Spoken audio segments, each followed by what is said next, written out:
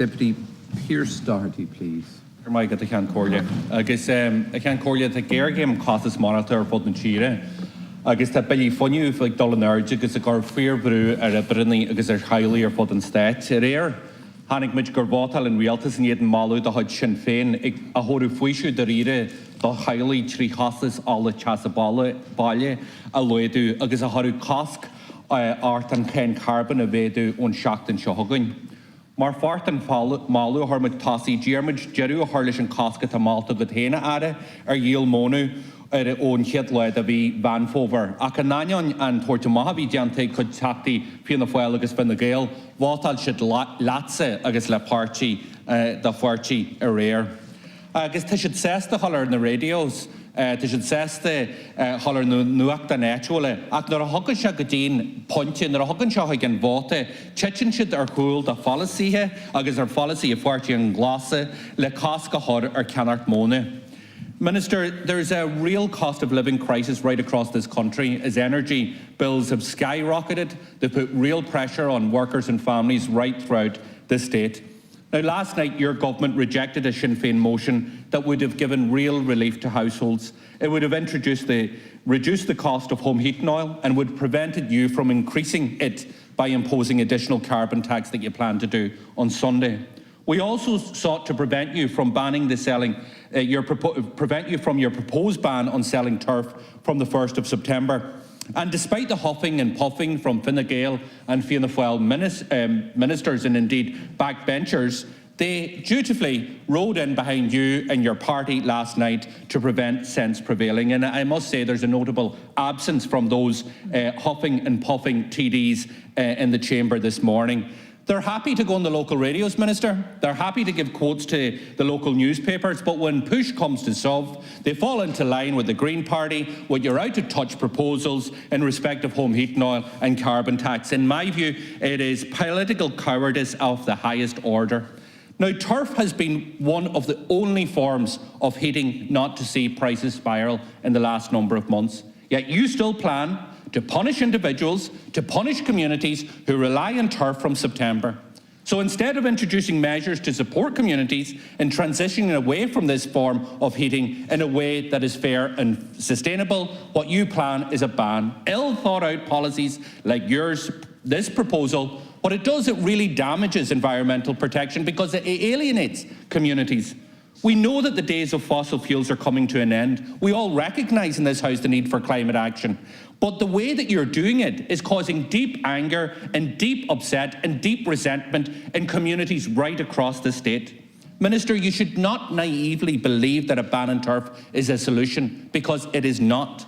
4% of households right across the state depend on burning turf as the main energy source to heat their homes. That rises to 9% in rural communities. In some counties, it is over 30%. These communities need to be supported instead of facing the punishment that you're dishing out when there is no realistic alternative for them to heat their homes, to keep their families warm and safe. So where, Minister, is the just transition in telling these households who rely on burning turf as their main source of heating their homes that it is to be banned from September of this year? So, Minister, after weeks of chaos, confusion and contradiction, what is your position on the turf ban? Or do you now accept that the turf ban idea was a daft idea and it now needs to be ditched? Thank you, Deputy Minister. My view is we have to stop the 1,300 deaths that are occurring every year. From the European Environmental Protection Agency's assessment, that's the level of excess mortality because of the severe problem we have with air pollution. You think it's a red herring, Deputy? It's not for the 1,300 families who lose their loved ones. And we've shown in the past we can actually tackle this. In Dublin, when we introduced the smoke ban, we saved about 350 lives a year. We need to do that all over the country. The Asthma Society, it's not coming from ourselves, but they make it clear the burning of solid fuels, smoky fuels, is the centre to a lot of the problems that our children have with asthma. Are we to do nothing about asthma? Are we to ignore the heart surgeons and cardiologists across the country and the respiratory disease experts who say that this does have to be tackled? It would be so easy to walk away and say, No, we won't do that because it is difficult. But what number of deaths should we tolerate? What should we do in ignoring that reality across the country? I don't believe we should ignore it, and we won't. This government will act and will deliver practical measures that are not there to punish anyone, that are part of a way of actually managing this so that we can protect people from fuel poverty and protect lives at the same time. And I'm very confident we can and will do that. And you asked about the vote last night. There was another vote last night that I think was very fundamental and important. Because what happened last night is Sinn Féin changed their policy. To date, you've been saying we wouldn't accept the increase in the carbon tax, but we would retain the revenue that's already coming from it. Last night, you voted with Deputy McGrath and his colleagues in saying you now want to scrap it all together. Is that a crime you voted against? Please. You voted Minister, without interruption. with the rural deputies, and you voted. The Minister without Well, interruption. do you disagree with the rural deputies then? So you are going to retain the carbon tax. We're not going to increase it. It's clear. Okay, so you're retaining the carbon tax we have because you recognise that what this government is doing is correct and right. Using the revenues from that. Oh my God. Well, you've just said you will retain the carbon tax. You haven't been saying that in public yesterday. On the radios across the country, I think people should know that Sinn Féin is standing up for the carbon tax. And on heating oil. On heating oil. So that's Sinn Féin position. You're in favour of the carbon tax because you recognise, I presume, as we do, that the revenue that it brings is the best way of protecting our people from fuel poverty. Not going back to them. Please. Well, no, I don't think you speak for Sinn Féin, Deputy McGrath. I speak for myself. And sometimes in the last... Well, the question is, I, like you, believe we should have a carbon tax because it helps us raise the revenue to make the switch. Answer the question, Turf. We need to tackle smoky fuels.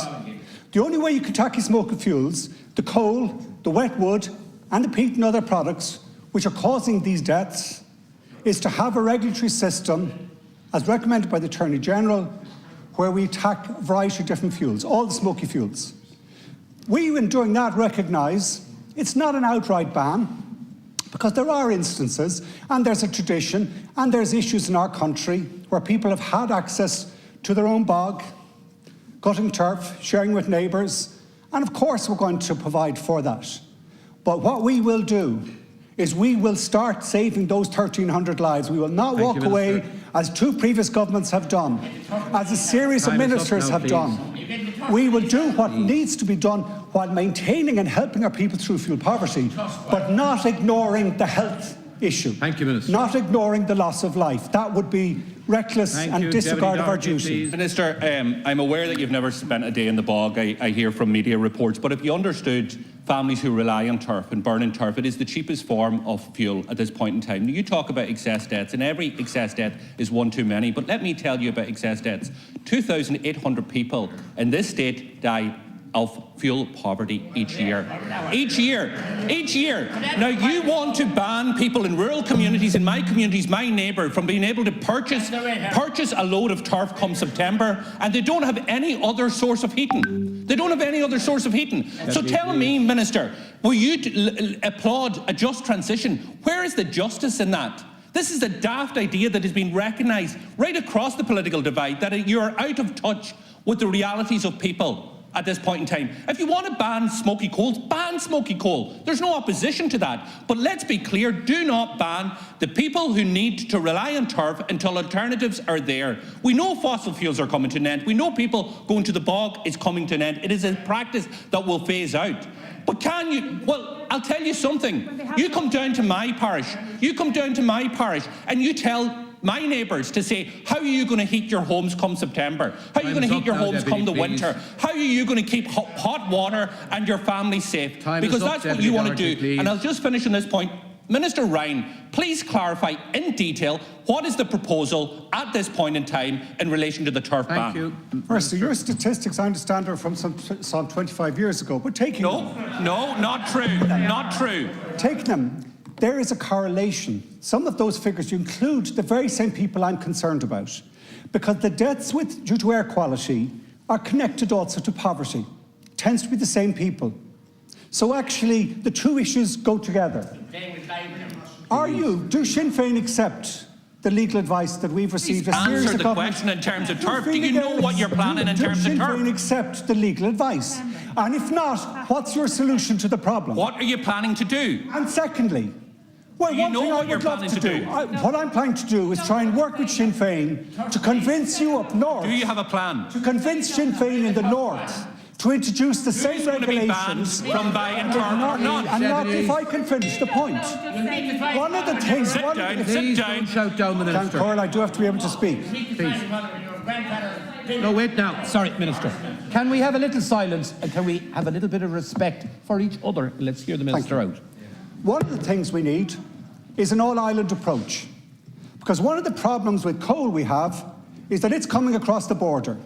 And there's no regulations, the same type of regulations we're looking at here in the north. Your manifesto in the Assembly elections next week says nothing about air quality, as if it isn't an issue. The House wants to know what your plan is on turf. Why is it Okay, you Minister, as a time is party up. which talked to the last election, Deputy, please. talked about Minister, the change? time is up. Why is it that any time we talk about environmental change, you say no? Time is up now. Why is it that the change to treat these public health issues are the critical problem? Thank you, Minister. My plan is to work on an all-island basis and to stop having this north-south disconnect so that the pollution from smoky fuels coming across the border stops being something that kills Thank you, people Minister. on both sides of the border. Please. Look, this sort of behaviour is unseemly.